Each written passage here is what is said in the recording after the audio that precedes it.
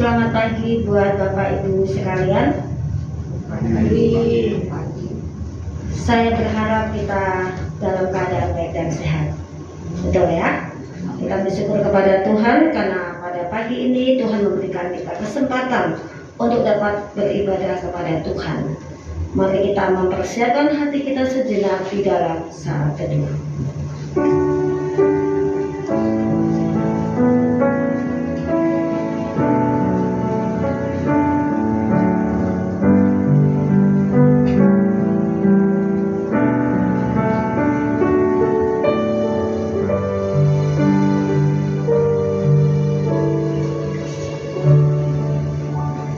Mari kita bangkit berdiri menyanyikan pujian mulia bagi namanya.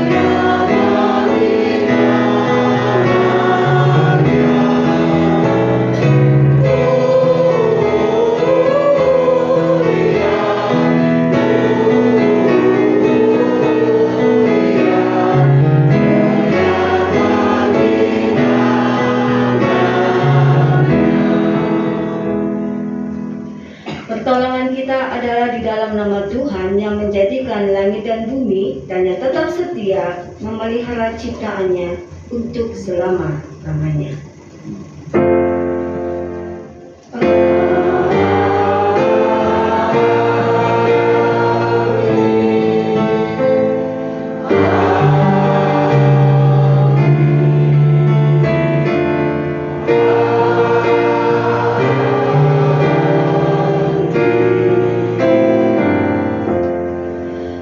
Karunia dan damai sejahtera dari Allah Bapa kita dan dari Tuhan Yesus Kristus akan menyertai saudara sekalian. Tuhan Yesus beserta kita semua.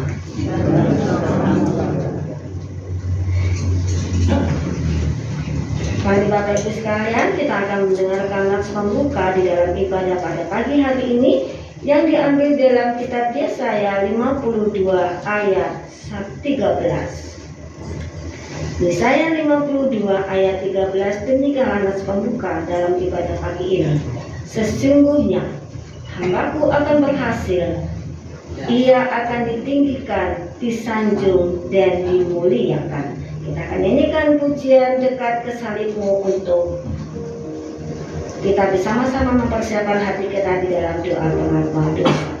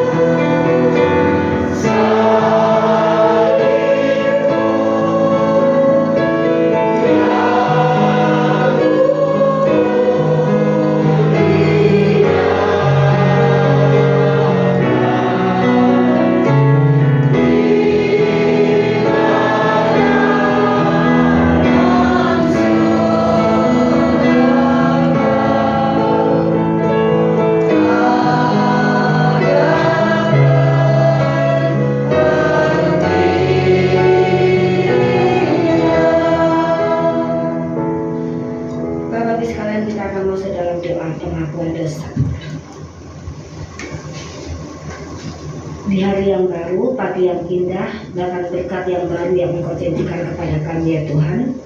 Kami bersyukur kepadamu karena hari ini adalah hari perhentian di mana kami mengkhususkan waktu kami hari ini untuk datang kepada Tuhan, untuk mendengarkan firman Tuhan, mengikuti perjamuan kudus, mengenalkan cinta kasih Tuhan yang besar dalam hidup kami, bahkan memuji nama Tuhan sebagai rasa syukur kami di dalam memuliakan nama-Mu. Bapa di surga, berkatilah untuk ibadah kami pada pagi hari ini, jadikan kami berkat dan berkatilah kami. Dan kami mohon kepadamu ya Tuhan, biarlah apa yang baik yang Engkau sediakan bagi kami, yang Engkau berikan hari ini, tidak menghalangi tidak terhalangi oleh karena dosa-dosa kami. Oleh sebab itu ya Tuhan, ampunilah kami akan segala kesalahan dosa kami, perbuatan kami, perkataan kami, pikiran kami, bahkan hati kami sekalipun yang telah membuat Engkau menjadi kecewa ataupun sesama kami menjadi sedih karena kami. Ampuni kami Tuhan, kuduskan dan sucikan kembali akan hati kami, sehingga kami boleh dilayakan oleh Tuhan dan menerima berkat Tuhan. Dan kami meyakini bahwa di dalam firman-Mu Engkau telah memberikan kepada kami suatu janji, seberapapun dosa yang kami lakukan, jika kami mengakui dosa-dosa kami, Engkau akan menyucikannya menjadi putih seperti salju. Dan biarlah kami juga belajar untuk tidak melakukan dosa yang kami lakukan lagi, tapi kami boleh menghidupi firman Tuhan, dan kami boleh melakukan kehidupan yang jauh lebih baik. Di dalam nama Tuhan Yesus kami berdoa, amin. Bapak Ibu sekalian, mari kita bangkit berdiri. Kita akan mendengarkan berita anugerah. Berita anugerah hari ini diambil di dalam kitab 1 Yohanes pasal yang kelima ayat yang ke-20. Akan tetapi kita tahu bahwa anak Allah telah datang dan telah mengaruniakan pengertian kepada kita, supaya kita mengenal yang benar dan kita ada di dalam yang benar, di dalam anaknya Yesus Kristus. Dia adalah Allah yang benar dan hidup yang kekal. Demikianlah berita anugerah dari Tuhan.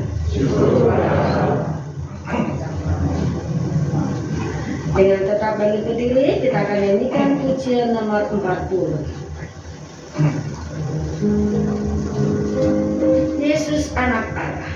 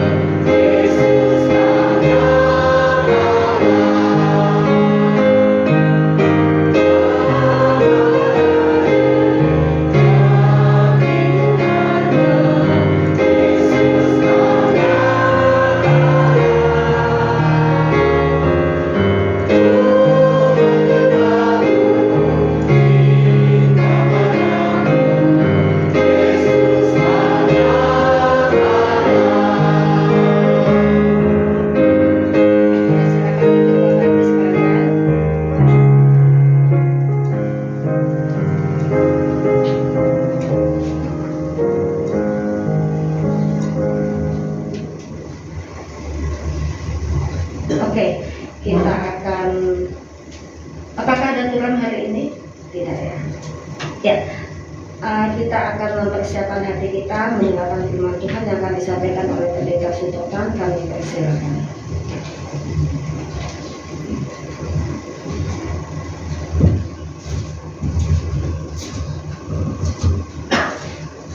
Mari kita akan mempersiapkan hati kita sebelum firman Tuhan disampaikan pada pagi hari ini.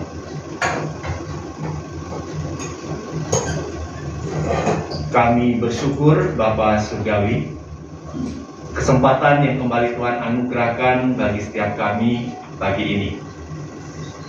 Di dalam ibadah yang kami ikuti bersama-sama, kami mendapat kesempatan kembali untuk bisa mendengar apa yang mau Tuhan sampaikan melalui khotbah yang akan diberitakan. Engkau urapi untuk hamba-Mu yang akan menyampaikan firman Tuhan. Pakai dia boleh menjadi alat di tangan. Dan Roh Kudus juga yang memberikan kami pencerahan, sehingga ketika kami mendengar firman yang diberitakan itu, kami dimampukan bisa mengerti apa yang kami dengar, dan kami pun juga bisa menghidupi firman itu dalam hidup kami.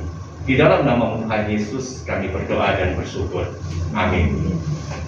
Kita akan buka bersama-sama kitab kita dari Injil Yohanes pasal yang ke-11. Injil Yohanes pasal yang ke-11 ayat 1 sampai ayat yang ke-4.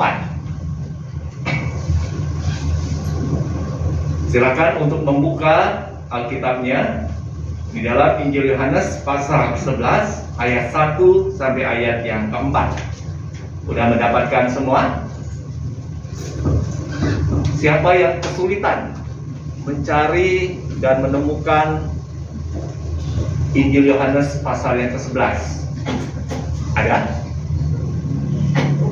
Yang kesulitan boleh angkat tangan, nanti dibantuin carinya. Yohanes pasal 11 ayat 1 sampai ayat yang ke-4. Saya akan bacakan untuk kita mendengarkannya bersama-sama.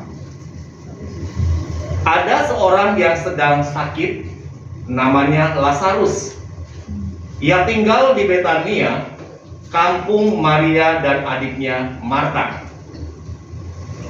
Maria ialah perempuan yang pernah menginyaki kaki Tuhan dengan minyak mur dan menyekanya dengan rambutnya. Dan Lazarus yang sakit itu adalah saudaranya. Kedua perempuan itu mengirim kabar kepada Yesus, "Tuhan, dia yang Engkau kasihi sakit."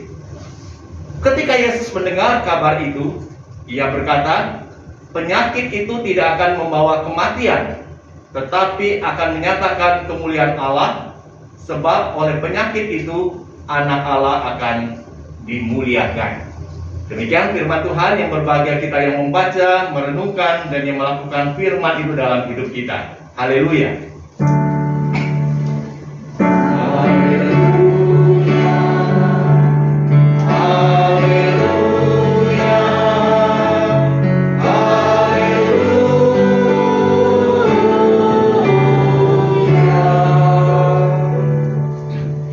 Shalom, selamat pagi jemaat yang dikasihi Tuhan. Hari ini kita bersyukur sudah memasuki kembali minggu pertama di bulan yang baru, yaitu bulan Agustus. Cepat ya waktu ini berjalan ya. Kita udah masuk bulan yang ke-8. Bentar lagi udah mau mengakhiri tahun 2023. Nggak terasa 4 bulan lagi. Dan hari ini kita juga bersama-sama akan menikmati perjamuan kudus yang sudah 2 bulan lalu kita ikuti bersama-sama, dan hari ini pun kita akan mengikuti kembali sakramen perjamuan kudus itu. Dan pada hari ini firman Tuhan akan kita renungkan bersama-sama, berbicara tentang anak Allah yang dimuliakan. Jemaat yang dikasih oleh Tuhan, pernah tidak kita mendengar berita bahwa ada seorang itu dalam keadaan sakit? Apalagi kalau sakitnya itu parah. Pernah nggak dengar berita seperti itu? Pernah ya? Siapa yang seumur hidup belum pernah dengar sama sekali berita-berita bahwa temannya, orang yang dia kasihi, itu sakit. Ada nggak yang belum pernah dengar sama sekali berita-berita seperti itu? Saya yakin setiap kita pernah mendengar berita, menerima berita tentang seorang itu sedang sakit. Nah, pertanyaannya ketika kita mendengar berita seperti itu, apa yang menjadi respon kita atas berita yang kita dengar? Kemungkinan ada dua respon kita. Tergantung dulu siapa orang yang sakit itu yang diberitakan bahwa dia sedang sakit. Kalau orang yang dikatakan itu dia sedang sakit, orang yang kita benci, orang yang pernah menyakiti hati kita, sampai di ubun-ubun kita benci banget sama dia. Waktu dengar dia sedang sakit, apalagi kalau sakitnya parah, respon kita seperti apa? Waduh, syukur. Orang yang paling saya benci, kalau bisa dengan penyakit dia seperti itu cepat MATI. Betul. Kita mau cepat dia mati karena dia orang yang saya benci. Sebaliknya, kalau orang yang sedang sakit itu orang yang kita sangat sayangi, bagaimana respon kita terhadap orang itu? Terhadap berita itu? Sedih. Mungkin yang udah oma-oma langsung nangis tuh. Dengar berita seperti nangis, dia meraung-raung nangis. Kenapa orang ini bisa sakit? Lalu mungkin kita berdoa, bahkan doa puasa. Tuhan tolong dia, sembuhkan dia. Dan kalau bisa, kita mau segera untuk berjumpa dengan dia, membawa dia ke dokter, mengobati dia di rumah sakit. Supaya apa? Cepat sembuh. Apalagi kalau misalnya kita yang tinggal di luar kota. Siapa di sini ya yang jauh dari anaknya? Ibu Anggo, salah seorang anaknya ada di Medan ya? Oke. Misalnya waktu itu papanya dalam keadaan sakit, sakitnya parah, dirawat di rumah sakit, masuk di ruang ICU. Ibu Anggo kasih berita nggak buat anak ini Medan? Kasih kabar ya. Waktu kasih kabar, papa sedang sakit, masuk di ICU. Anak waktu mendengar berita seperti itu responnya seperti apa? Nangis tuh. Dia nangis, terus cepat-cepat datang ke Serpong untuk menjenguk papa yang sedang sakit. Betul nggak kita lakukan seperti itu? Kalau orang itu kita kasihi sejauh manapun kita bertempat tinggal, kita akan segera pulang untuk menengok orang yang sakit. Itu respon kita. Nah, hari ini kita akan belajar melihat apa yang ditulis di dalam Injil Yohanes pasal 11. Juga menceritakan tentang peristiwa ada orang yang sedang sakit. Ada seorang yang dikatakan dia sedang sakit, dan sakitnya bukan sakit biasa. Kira-kira sakitnya ini sakit yang seperti apa sih sebetulnya? Sakit parah. Enggak mungkin kalau sakit-sakit biasa segera disampaikan beritanya kepada Yesus. Orang ini namanya Lazarus. Ya, namanya Lazarus. Jadi Lazarus pada waktu sedang sakit, dan saya yakin bahwa sakitnya ini bukan sakit biasa, tapi sakit keras. Kalau sekarang menyampaikan berita itu gampang ya, gampang sekali, betul? Tinggal pakai handphone, pencet WA, telepon, sebentar juga dalam hitungan detik sudah sampai berita itu. Coba kalau kita ingat ya, saya dulu ingat waktu sekitar tahun 80-an, waktu belum ada handphone waktu itu. Yang ada pun masih sangat minim yang punya. Untuk berita-berita darurat, ngirimnya gimana caranya? Pakai telegram. Ya, telegram. Telegram itu kalau kita terima telegram, hatinya senang atau dakdikduk? Dakdikduk loh, jantung terduk. Berita apa ini? Karena ketika seorang mengirim berita dengan telegram, berarti berita yang sangat penting, yang sangat urgent, harus segera direspon. Tapi pada zaman Tuhan Yesus, berita yang disampaikan itu bukan seperti pada zaman kita. Mungkin disampaikan melalui orang yang akan pergi menempuh perjalanan baru menyampaikan berita itu. Nah, sekarang coba kita melihat sebetulnya siapa sosok pribadi Lazarus itu. Sehingga ketika dia sakit harus diberitakan secepatnya kepada Tuhan Yesus untuk Yesus tahu kondisi Lazarus sedang sakit. Siapa sebetulnya Lazarus ini? Dicatat di dalam Alkitab di Injil Yohanes pasal 11, Lazarus adalah orang yang dikasihi oleh Tuhan Yesus. Jelas ya? Orang yang dikasihi oleh Tuhan Yesus, sehingga ketika berita itu disampaikan, dikatakan di ayat yang ketiga, waktu berita itu disampaikan seperti kabarnya, berita seperti ini, Tuhan, Dia yang engkau kasihi sakit. Itu beritanya yang Yesus terima. Orang yang kau kasihi, dia yang kau kasihi sakit. Pendek beritanya. Ini tentang Lazarus. Dia adalah orang yang dikasihi oleh Yesus. Yang kedua, siapa dia? Lazarus adalah saudara dari Maria dan Marta. Apa istimewanya sih perempuan ini, dua nama ini, Maria dan Marta? Istimewa, khususnya untuk Maria. Dicatat di Alkitab, sosok Maria ini adalah seorang wanita yang pernah meminyaki kaki Yesus dengan minyak mur atau minyak narwastu, minyak wangi yang sangat mahal harganya. Hari ini jemaat yang datang ke ibadah, ada yang pakai minyak wangi? Nggak apa-apa, ngaku aja. Ada yang pakai minyak wangi? Atau ada yang pakai minyak kayu putih? Kalau minyak kayu putih kalau sering ditanya deh. Ya, yang pakai minyak wangi. Ayo, siapa yang pakai minyak wangi? Pak Rudi pakai minyak wangi hari ini?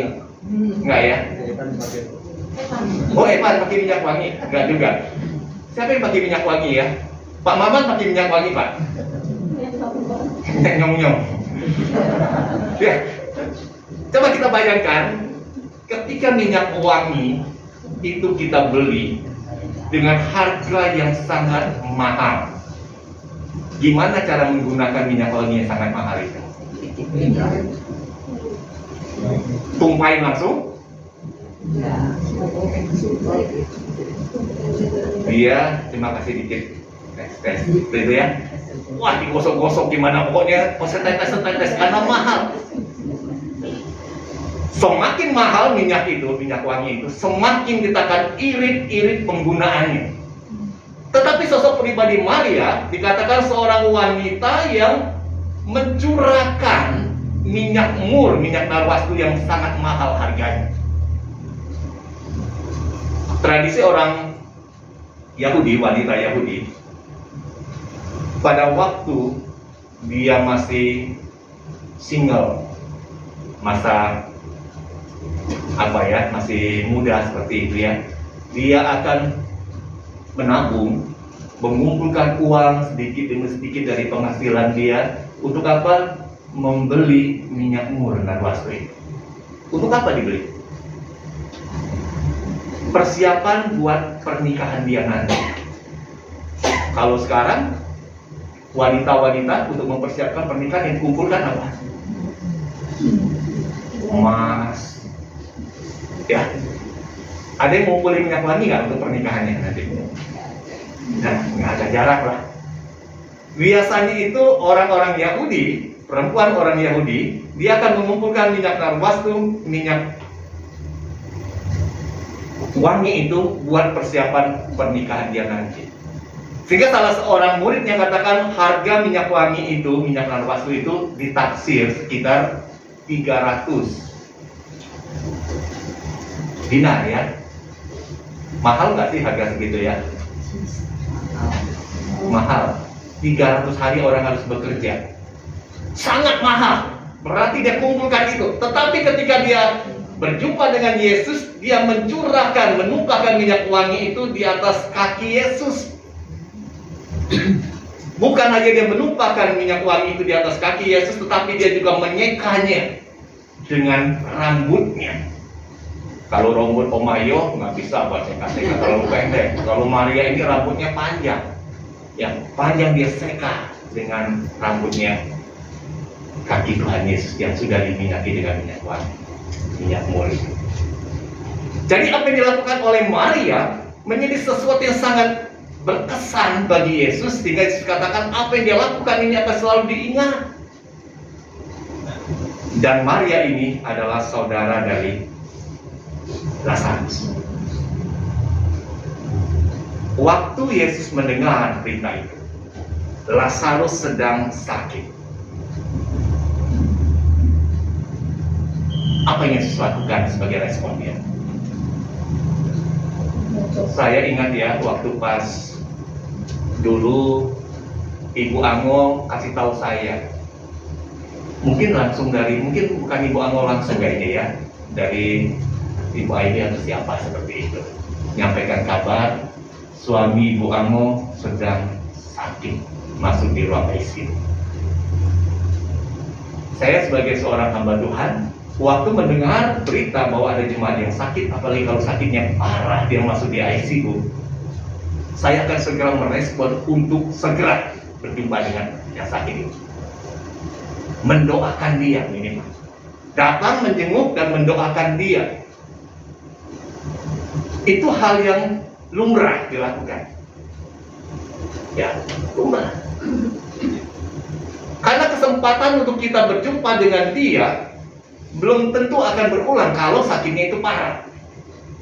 Semakin cepat kita berjumpa dengan dia, semakin baik.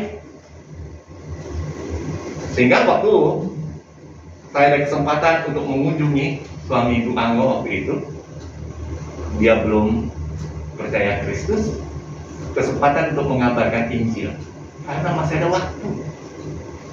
Dan puji Tuhan, dia bisa menerima Kristus.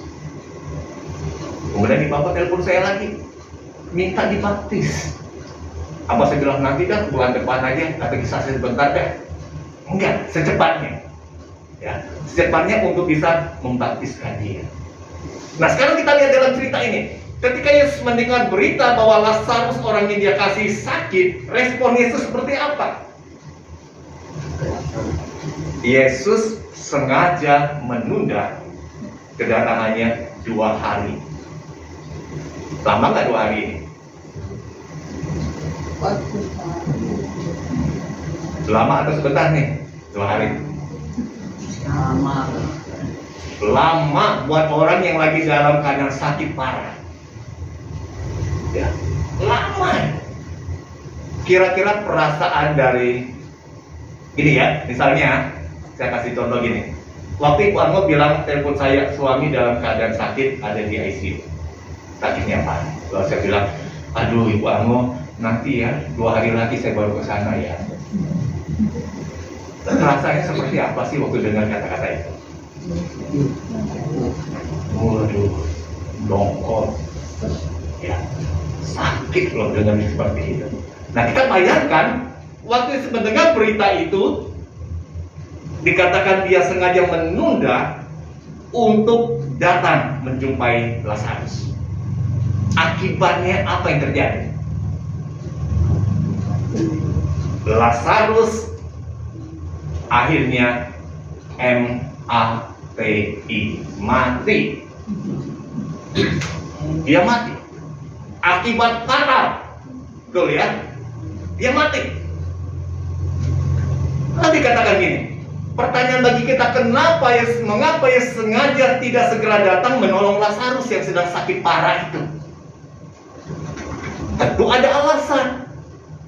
Kita lihat di dalam ayat yang keempat, diceritakan di dalam firman Tuhan mengapa dikatakan Yesus sengaja tidak segera datang menolong Lazarus. Ayat 4 dikatakan seperti ini. Ketika Yesus mendengar kabar itu, ia berkata, penyakit itu tidak akan membawa kematian. Ini alasan pertama. Yesus katakan di depan murid-muridnya, penyakit Lazarus ini tidak akan membawa kepada kematian. Yang kedua alasannya, ayat di keempat itu dikatakan, tetapi akan menyatakan kemuliaan Allah. Melalui penyakit itu akan menyatakan kemuliaan Allah. Dan yang ketiga, oleh penyakit itu anak Allah akan dimuliakan. Ini menjadi tema kita hari ini. Anak Allah dimuliakan. 3 alasan yang Kristus kemukakan. Kenapa dia nggak segera datang menolong Lazarus? Kenyataan yang ditemukan seperti apa? Lazarus sudah mati dan sudah dikuburkan. Dia tunda 2 hari. Pada saat itu Lazarus mati dan dia dikubur. Waktu Yesus datang menjemput Lazarus, Lazarus sudah dikubur berapa lama? 4 hari dia sudah dikubur. Ya, 4 hari. Saya sempat berpikir gini, kenapa Yesus sampai tunda 2 hari itu? Sampai Lazarus dikubur 4 hari. Saya pada waktu dapat kesempatan pergi ke Israel waktu itu, guide yang mendampingi kami selama tur di Israel, dia sampaikan dalam peristiwa Lazarus. Jadi tradisi orang-orang Yahudi, untuk orang yang meninggal masih memungkinkan rohnya itu kembali kepada jasadnya paling lama 3 hari. Ya, itu tradisi mereka, kepercayaan orang Yahudi. 3 hari itu maksimal roh orang yang mati ini masih bisa balik lagi masuk kepada jasadnya. Tapi kalau udah 4 hari nggak akan bisa. Rohnya udah nggak bisa dipanggil balik lagi. Makanya tradisi-tradisi seperti ini, kepercayaan seperti ini kan banyak kali dipercaya oleh berbagai macam warga masyarakat, termasuk juga orang-orang Chinese ya. Orang-orang Chinese kan, makanya di dalam tradisi Chinese, roh orang yang meninggal itu dikatakan hari pertama, kedua, ketiga ada di mana tuh? Ini orang Chinese loh kepercayaannya ya. Sekitar-sekitaran rumah. Terus nanti agak jauh dikit, udah 7 hari nih, udah 40 hari, lebih jauh lagi seperti itu. Tapi kita dalam kekristenan kita enggak diajarkan oleh firman Tuhan seperti itu. Ya. Jadi ketika seorang itu sudah meninggal, rohnya langsung dibawa, ditempatkan di tempat khusus dunia orang mati. Jadi jangan kita bilang, aduh, ada orang yang meninggal, saya takut di rumah, jangan-jangan rohnya masih ada di rumah sini. Enggak, dalam kekristenan enggak ada seperti itu. Jadi jangan sampai kita ketakutan, nggak bisa tidur, kebayang-bayang, lalu bilang, saya lihat yang mati ada di kamar nih, yang mati ada di kamar mandi. Nggak ada seperti itu, ya, nggak ada. Jadi orang yang meninggal, rohnya sudah dibawa, ditempatkan di dunia orang mati. Nah, kembali kita lihat, jadi tradisi orang Yahudi, ketika seorang itu sudah meninggal, maksimal 3 hari, rohnya masih kemungkinan bisa dipanggil balik untuk masuk kepada jasad yang tinggal tadi. Tapi kalau sudah 4 hari, tertutup semua. Sehingga waktu Yesus datang, Lazarus sudah 4 hari dikuburkan. Sudah tidak ada lagi kemungkinan bisa hidup kembali Lazarus. Tetapi disinilah kita lihat bahwa pribadi Yesus anak Allah itu, dia sanggup melakukan sesuatu yang tidak mungkin dilakukan oleh manusia karena dia anak Allah. Sehingga tepat apa yang dikatakan di dalam Yesaya. Coba kita lihat tadi di dalam Yesaya 52 ayat yang ke-13, apa yang dikatakan di dalam nubuat Nabi Yesaya ini. Kita baca sekali lagi Yesaya 52 ayat yang ke-13.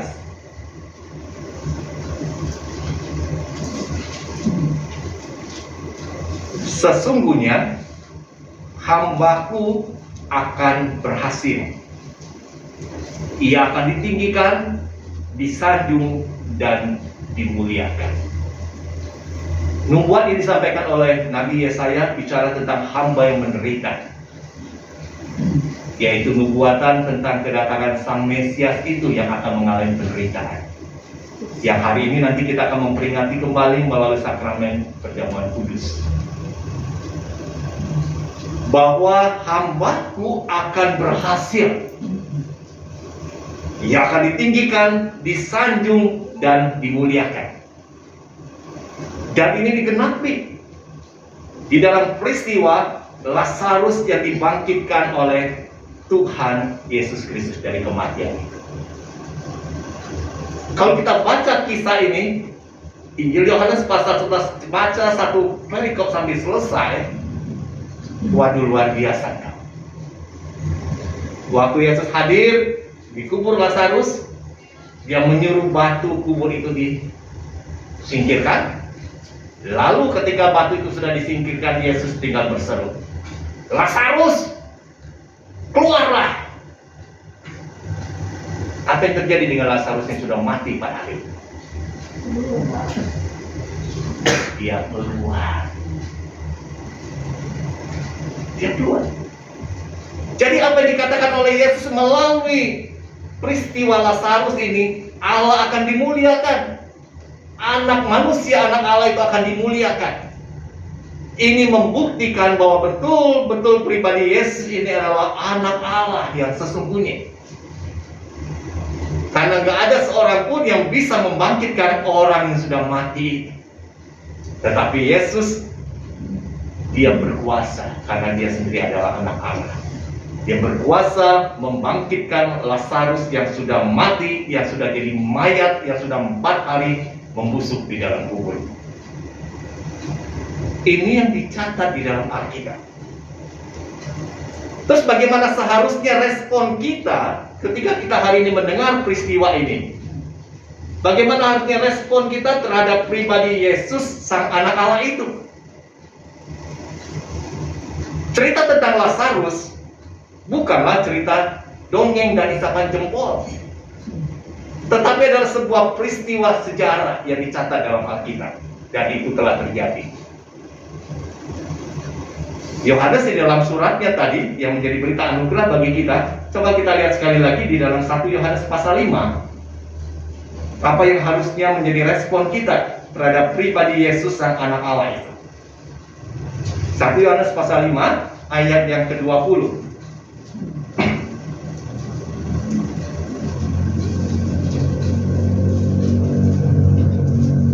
Kita lihat dikatakan di dalam ayat ini, akan tetapi kita tahu bahwa anak Allah telah datang. Siapa yang maksudnya dengan anak Allah telah datang ini? Yesus. Anak Allah telah datang dan dikatakan dan telah mengaruniakan pengertian kepada kita. Jadi setiap orang-orang yang percaya pada Kristus diberikan pengertian tentang anak Allah itu. Dan dilanjutkan dikatakan seperti ini, supaya kita mengenal yang benar. Kita kenal betul siapa pribadi anak Allah itu. Mengenal dengan benar dan kita ada di dalam yang benar. Bukan hanya kita sekedar kenal dia, tapi kita berada dalam dia yang benar itu. Di dalam anaknya Yesus Kristus, dia adalah Allah yang benar dan hidup yang kekal. Kalau saya tanya kepada setiap kita sebagai umat Tuhan yang hidup pada hari ini, kita sudah kenal belum tentang anak Allah yang benar ini, yaitu Yesus Kristus? Kalau kita katakan saya sudah kenal dia, pertanyaan kedua, apakah kita ada di dalam dia yang benar itu? Atau hanya sekedar kita tahu, tapi kita di luar dia? Tuhan tidak inginkan terjadi. Ketika kita kenal Dia, kita ada di dalam Dia, kita percaya pada Dia.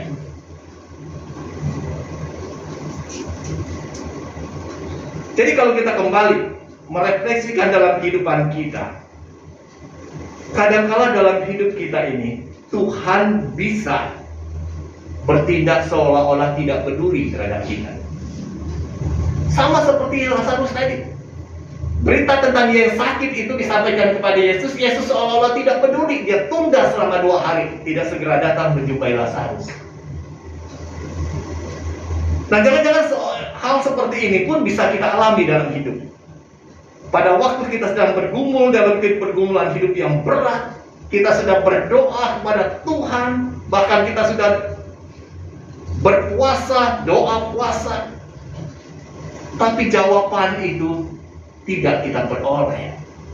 Bahkan belum kita peroleh, sudah sekian lama kita nantikan.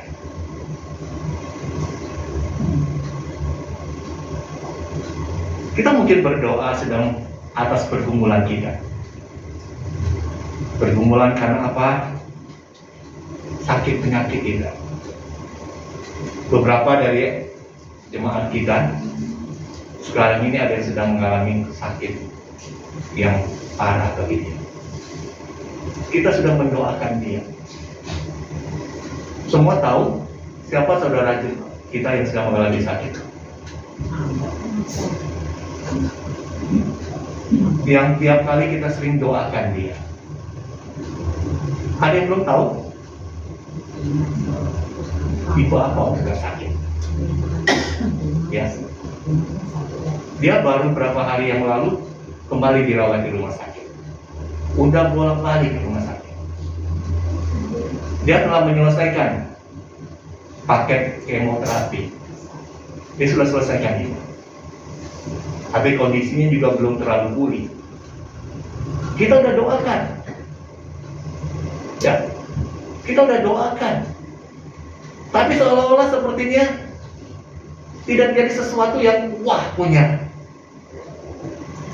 Mungkin kita sekarang ini sedang bergumul tentang apa?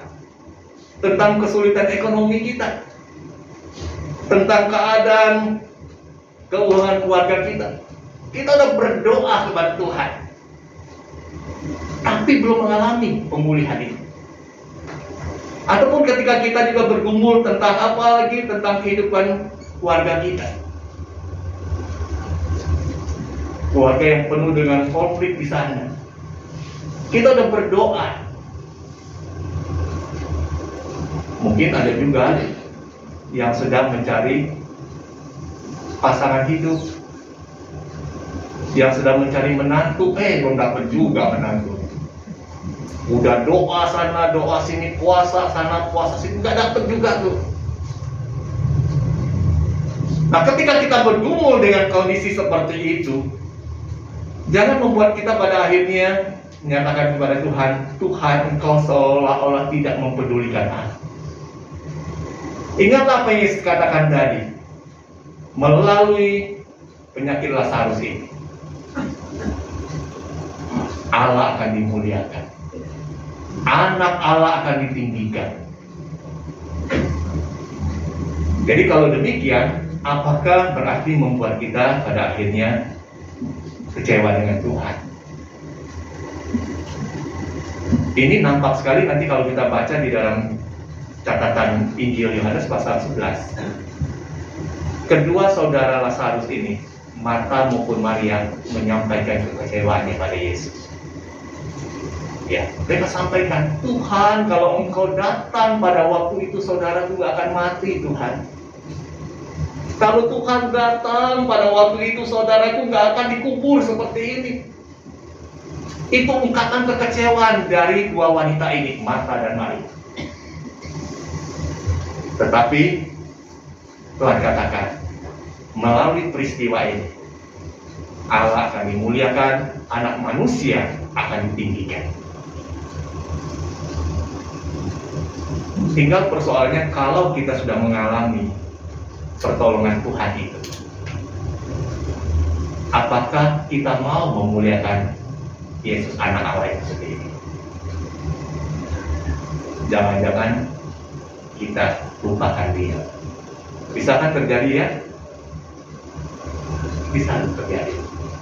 Kita udah mengalami misalnya sakit parah nih, udah tinggal di ujung tanduk, nyawa kita diambil dari hidup kita, dari diri kita.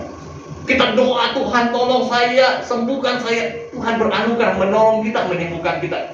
Waktu udah sembuh, lupa dia dengan Tuhan tuh. Bukan semakin hidup dekat Tuhan, justru semakin jauh dari Tuhan.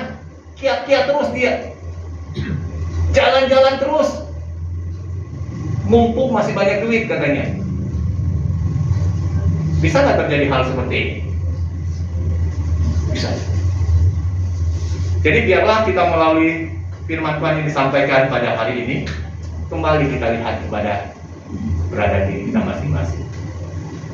Kalau kita sudah mengalami pergumulan yang berat, kadang-kadang Tuhan izinkan itu kita alami. Untuk apa? Untuk Tuhan memakai pergumulan itu untuk kita meninggikan anak Allah, Yesus Kristus. Yang hari ini kita akan bersama-sama memperingati apa yang Yesus telah lakukan bagi kita melalui sakramen perjamuan kudus yang akan kita nikmati bersama-sama. Ya, Yesus telah memberikan nyawanya buat kita. Dia telah mati buat kita supaya kita memperoleh anugerah keselamatan. Kalau nyawanya saja dia sudah berikan bagi kita, hal yang lain pun dia akan anugerahkan bagi kita. Amin firman Tuhan. Kita akan mempersiapkan nanti untuk menerima sakramen perjamuan kudus pada pagi hari ini.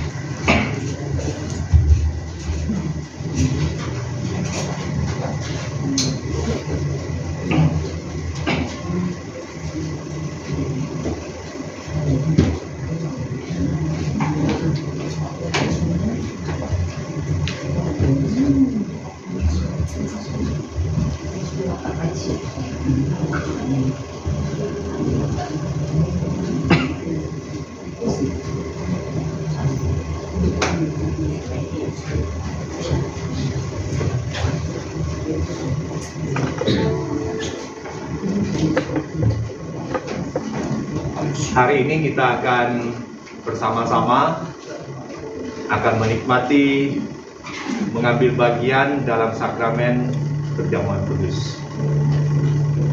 Sebelum kita akan berbagian di dalamnya, mari kita akan menaikkan doa kita kepada Tuhan. Kita mau membereskan apa yang selama ini menjadi dosa yang kita sembunyikan dari hadapan Tuhan, sehingga kita boleh dilayakkan untuk berbagian di dalam perjamuan ini. Mari kita akan berdoa. Kita secara pribadi berdoa kepada Tuhan, mengaku untuk segala apa yang jadi dosa dan kesalahan kita, dan memohon pengampunan dari Tuhan.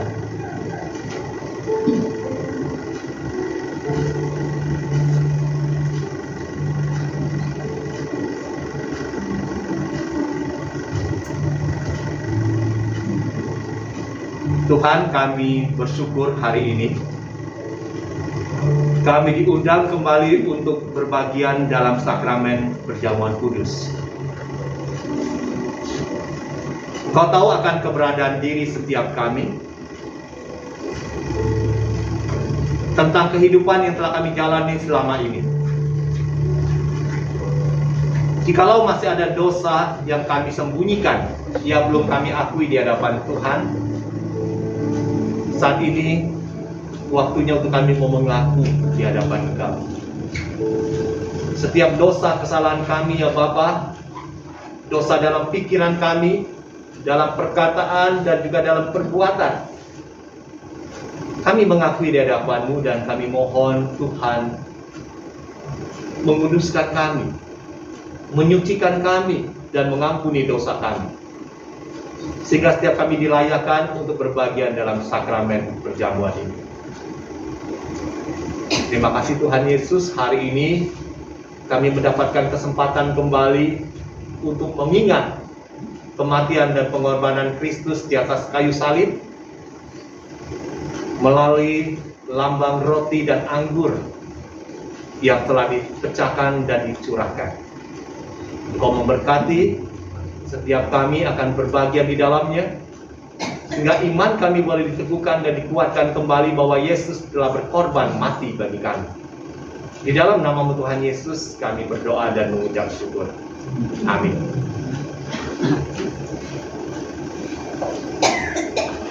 Perjamuan kudus yang akan kita berbagian di dalamnya diperuntukkan bagi setiap jemaat yang sudah dibaptis dewasa ataupun yang sudah disidi. Dan kami juga mengundang bagi jemaat yang dari gereja lain yang sudah dibaptis dewasa ataupun disidi yang hari ini bersama-sama dengan kami di sini untuk juga berbagian dalam sakramen perjamuan ini. Perjamuan kudus yang akan kita ikuti bersama-sama pada pagi ini dilandasi dengan nats firman Tuhan yang diambil dari Injil Matius pasal yang ke-26 ayat 26 sampai ayat yang ke-29.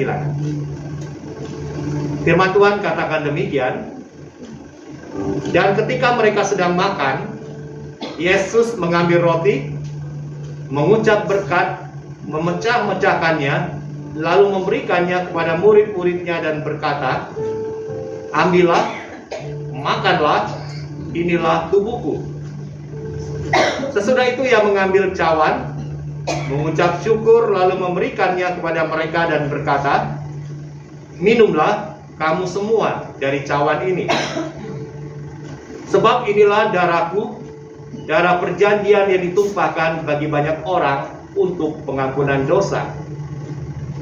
Akan tetapi aku berkata kepadamu, mulai dari sekarang aku tidak akan minum lagi hasil pokok anggur ini sampai pada hari aku meminumnya, yaitu yang baru bersama-sama dengan kamu dalam kerajaan Bapa-Ku."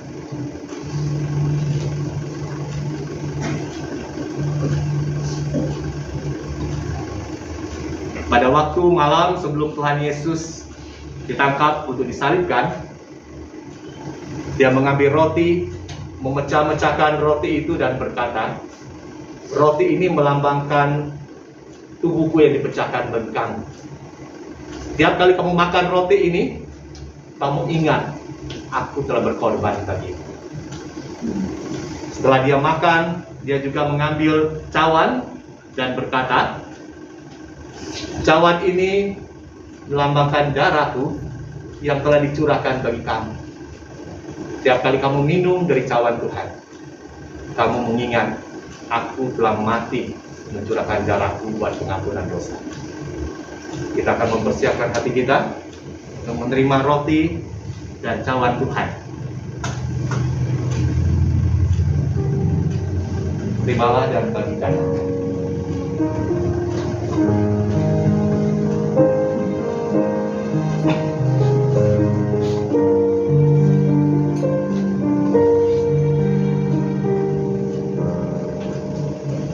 Kita yang sudah menerima, silakan berdoa pribadi.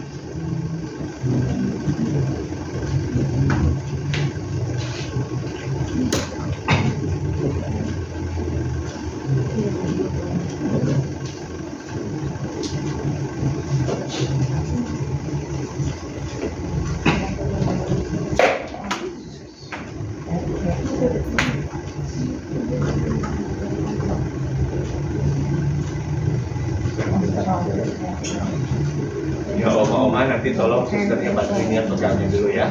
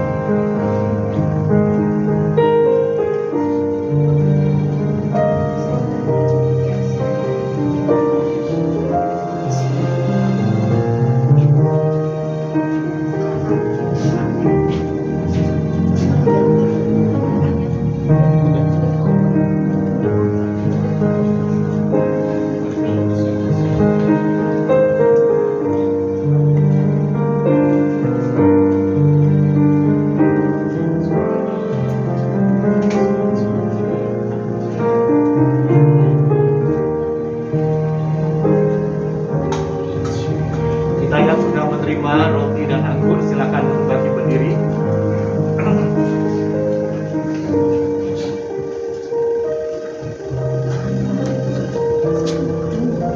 Kita mengangkat roti dengan tangan kanan kita masing-masing. Roti yang kita angkat dengan tangan kanan kita saat ini melambangkan tubuh Kristus yang sudah dipecah-pecahkan bagi pengampunan dosa. Mari kita makan dengan ucapan syukur dalam nama Tuhan Yesus.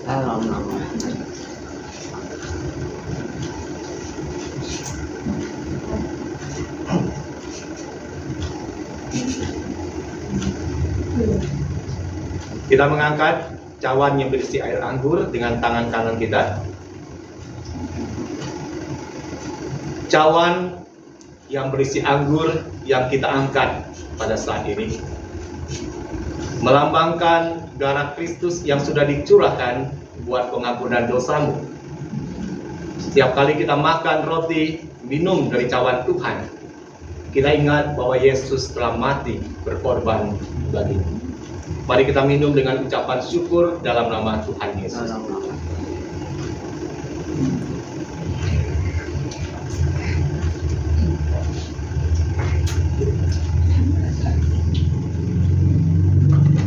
Nanti penginjil Luki akan berdoa syukur buat sakramen perjamuan yang sudah kita ikuti bersama-sama pada pagi ini. Mari kita berdoa. Kami bersyukur untuk kasih Tuhan yang besar di dalam kehidupan kami. Kau mati, Kau bangkit, Kau menebus dosa kami.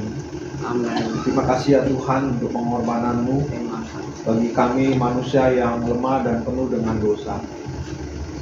Terima kasih Engkau memberikan keselamatan bagi kami. Setiap kami makan dan minum dari roti dan anggur dalam kesempatan perjamuan kudus pada pagi hari ini, biarlah kami akan terus mengingat akan kasih dan kebaikan Tuhan bagi hidup kami, sehingga kami boleh percaya, kami terus diteguhkan oleh firman-Mu bahwa Engkau tidak pernah meninggalkan kami. Di dalam setiap kesulitan hidup yang kami hadapi, kami tahu Tuhan turut campur tangan. Dan di dalam setiap penderitaan dan kesulitan hidup yang kami hadapi adalah kesempatan Tuhan berkarya, dan melaluinya nama Tuhan dipermuliakan. Terima kasih ya Tuhan, kami boleh mengikuti perjamuan pada pagi hari ini. Di dalam nama Tuhan Yesus kami menaikkan ucapan syukur kami. Amin. Amin. Silakan duduk kembali. Kita akan mengumpulkan cawan.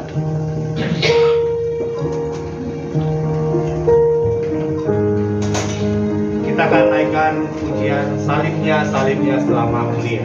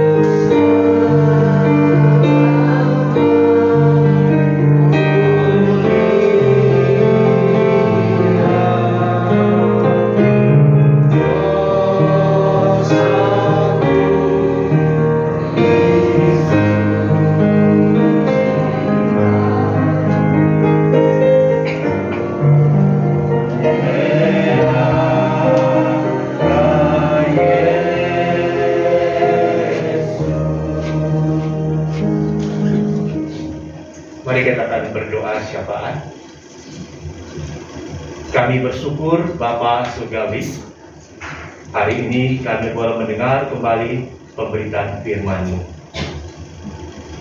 Anak Allah yang dimuliakan. Melalui segala hal yang terjadi dalam hidup kami mau hidup kami memuliakan anak Allah itu.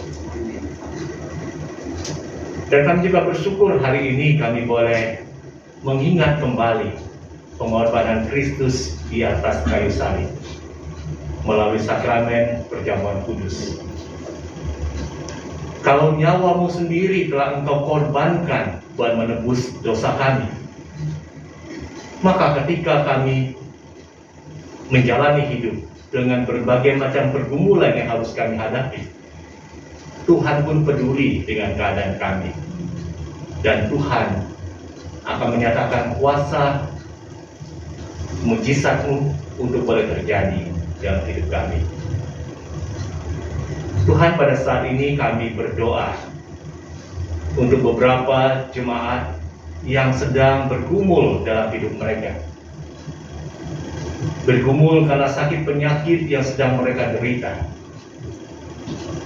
Kami berdoa secara khusus buat Ibu Apau yang sampai sekarang ini pun dia sedang terus bergumul dengan kondisi tubuh dia yang sedang sakit.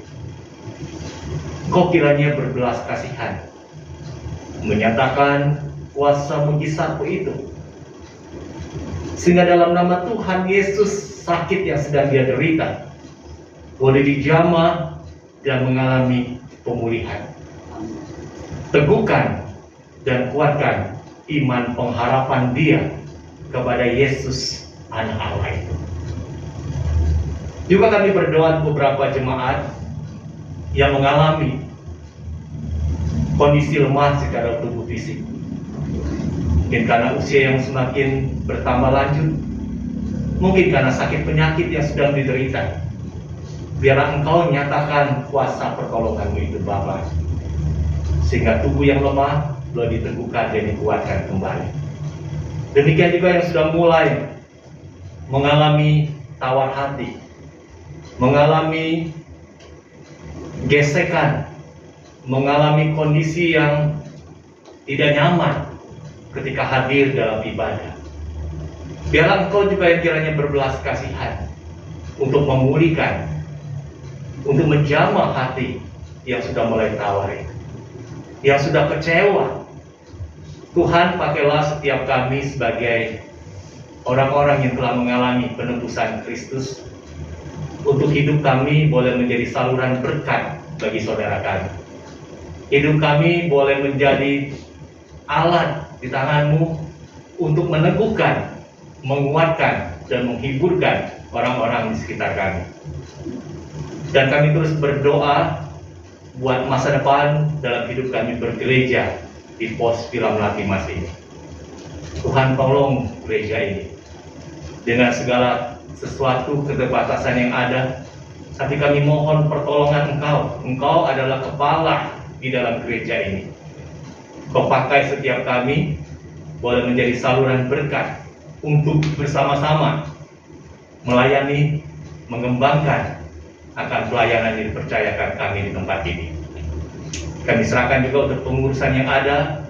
Kami juga doakan untuk gereja induk kami GKI Agape di Kelapa Gading. Engkau kira juga akan menolong sehingga apa yang menjadi rencana Tuhan melalui gereja-Mu boleh terrealisasi, dan banyak jiwa yang boleh dimenangkan, diteguhkan, dan dikuatkan dalam Yesus. Kami terus mendoakan buat bangsa dan negara kami Indonesia, khususnya ketika kami pada tahun depan akan menyelenggarakan pesta demokrasi, memilih presiden dan wakil presiden dan anggota legislatif. Biarlah Tuhan yang kiranya menolong dalam proses yang sekarang ini sedang bergulir, dan berikan kami sebagai warga masyarakat hikmat di dalam kami menggunakan hak pilih kami, sehingga kami bisa memilih pemimpin-pemimpin bangsa kami yang tepat, yang akan melanjutkan pembangunan atas bangsa ini. Terima kasih Bapak. Inilah doa syafaat kami yang pada hari ini telah kami sampaikan di hadapan-Mu. dan kami akan menyempurnakan syafaat ini dengan doa yang Yesus ajarkan bagi kami. Bapa kami yang di surga, dikuduskanlah namamu, datanglah kerajaanmu, jadilah kehendak-Mu di bumi seperti di surga. Berikanlah kami pada hari ini makanan kami secukupnya, dan ampunilah kami akan kesalahan kami, seperti kami juga mengampuni orang yang bersalah kepada kami. Dan jangan membawa kami ke dalam pencobaan, tetapi lepaskanlah kami daripada yang jahat, karena Engkau yang punya kerajaan dan kuasa, kemuliaan sampai selama-lamanya. Amin.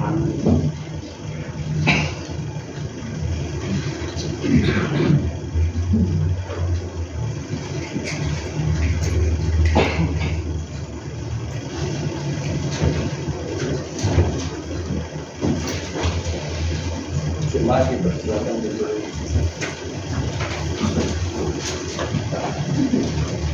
Marilah kita bersama dengan umat Allah di masa lalu, masa kini, dan masa depan mengingat pengakuan pada baptisan kita menurut pengakuan iman rasuli. Aku percaya kepada Allah, Bapa yang Maha Kuasa, Khalik langit dan bumi, dan kepada Yesus Kristus, Anaknya yang tunggal Tuhan kita, yang dikandung daripada Roh Kudus, lahir dari anak Maria, yang menderita sengsara di bawah pemerintahan Pontius Pilatus, disalibkan, mati, dan dikuburkan, turun dalam kerajaan maut. Pada hari yang ketiga, bangkit pula dari antara orang mati, naik ke surga, duduk di sebelah kanan Allah, Bapa yang Maha Kuasa, dan di sana Ia akan datang untuk menghakimi orang yang hidup dan yang mati. Aku percaya kepada Roh Kudus, gereja yang kudus dan am, persekutuan orang kudus, pengampunan dosa, kebangkitan orang mati, dan hidup yang kekal. Amin. Silakan duduk.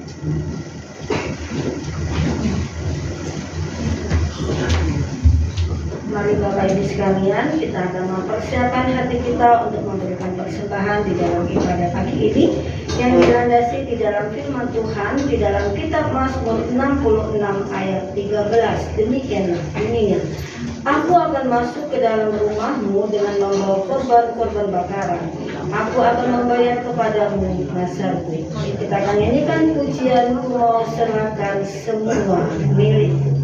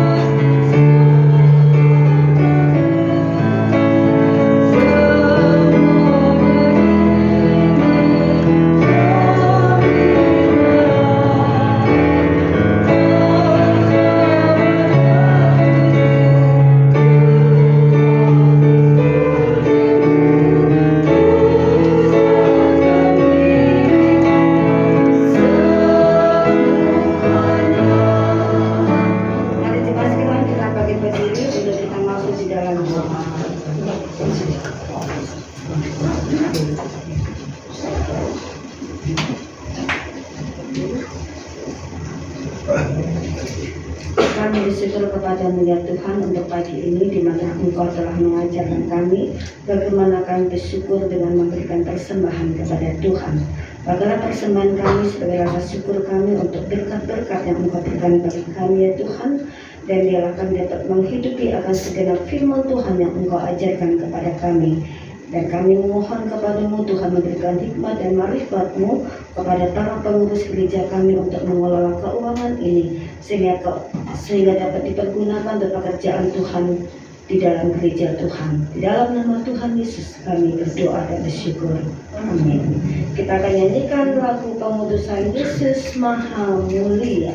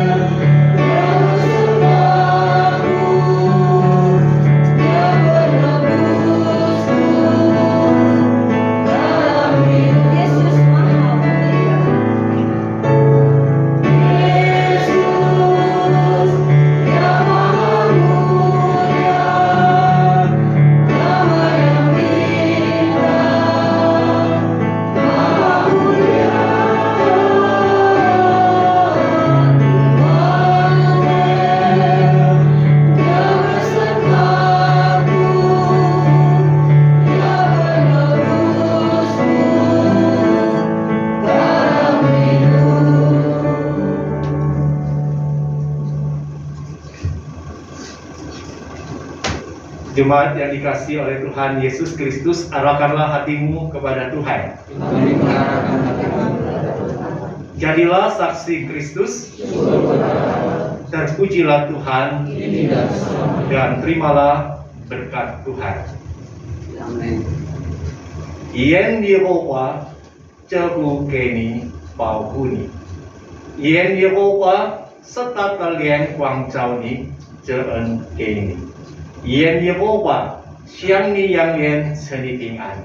Tuhan memberkati engkau dan melindungi engkau. Tuhan menyinari engkau dengan wajahnya dan memberi engkau kasih karunia. Tuhan menghadapkan wajahnya kepadamu dan memberi engkau damai sejahtera. Amin.